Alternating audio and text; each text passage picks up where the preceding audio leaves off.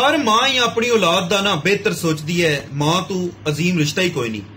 लेकिन कुछ मावां ऐसियां होंदियां ने कि जेड़ी ना अपने प्यार दे अपनी फीलिंग्स के चक्कर च जेड़ी ना औलाद का नुकसान कर बैंदियां ने। वो इस तरह दी मावां होंदियां ने कि औलाद जेड़ी है ना अगर अच्छा काम करे तो उन्होंने एप्रीशिएट करो, लेकिन वही औलाद अगर कोई बुरा अमल करे तो उन्होंने एप्रीशिएट मत करो, बल्कि उन्होंने डरा धमका के उन्होंने मार कुट के जिंज किंज भी करके उन्होंने गलती का एहसास कराओ। लेकिन कुछ मावां होंदियां ने कि गली महल्लियां च बच्चे लड़दे ने, किसी नाल किसी दे बच्चे नूं मार कुट आउंदे ने, तो जो कुछ शिकायत लैके घर आवे भी तुहाडे बच्चे ने साडे बच्चे नाल ज्यादती कीती है, मारिया कुटिया है जी, ते मावां डिफेंड करदियां ने, ना ना मेरा बिलाल बिल्कुल नहीं इंज दा है, साडे बच्चे ते एडे चंगे बच्चे ने, तेरे बच्चे ही भैड़े ने, फलान है ढींग है। वो बच्चे जिहड़े ने इन्हां चीजां नूं महसूस करदे ने, समझो, वो कहंदे ने मेरी मां मेरे नाल है, मैनूं काहदी टेंशन।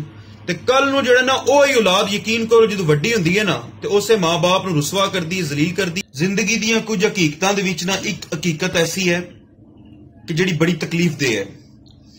वालदैन जदों बुढ़े हो जांदे ना ते मोस्टली, हर बंदे दी गल नहीं कर रहा, मोस्टली बच्चे ऐसे हुंदे ने कि जिहड़े उन्हां नूं टाइम देना छड्ड दिंदे ने, ठीक है ना। वो वालदैन अपने कमरियां विच रहिंदे ने, उत्थे ही खाना खांदे ने, उत्थे ही अपना नमाज रोजा करदे ने, दुनियादारी उत्थे ही उन्हां दी उस कमरे दी चार दीवारी तक जिहड़ी बंद होके रह जांदी है। यार प्लीज मैं रिक्वेस्ट करना, इस सोने दीयां चीजां जे इन्हां दी कदर करो यार। अपनी आखिरत भी सही करो तो अपनी दुनिया भी सही करो।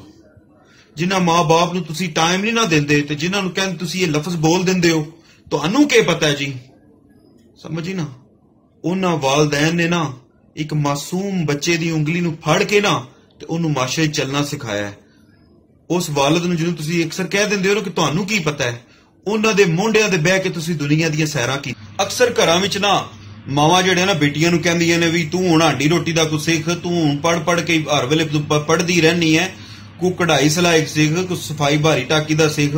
ते कुड़ियां कहंदियां ने मैं कर लांगी, मैनूं नहीं पता, छड्ड दो मैनूं तुसीं। ते मावां बेचारियां भी चुप कर जांदियां ने। उन्हां सब वास्ते मेरा एक सिर्फ राय है कि बेटी वास्ते ना सब तो वड्डी यूनिवर्सिटी और कॉलेज जिहड़ा हुंदा ना ओहदी मां हुंदी है।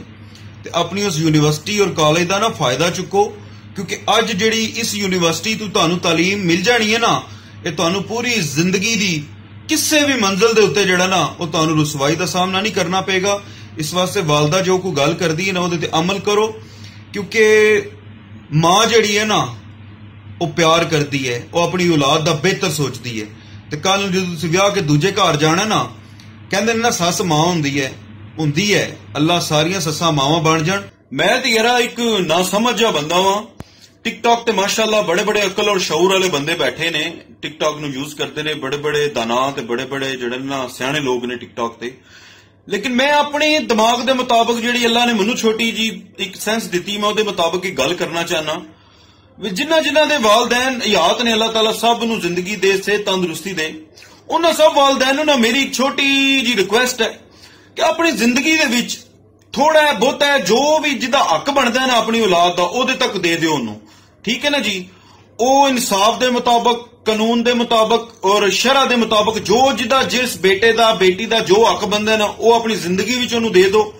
इस तरह तुहाडी भी आखिरत सवर जाएगी ते तुहाडे जान तो बाद तुहाडे बच्चों च इख्तलाफ भी नहीं पैदा होएगा और खुशियां भी कायम रहणगियां, हर किस्म दे मामला सीधे रहणगे।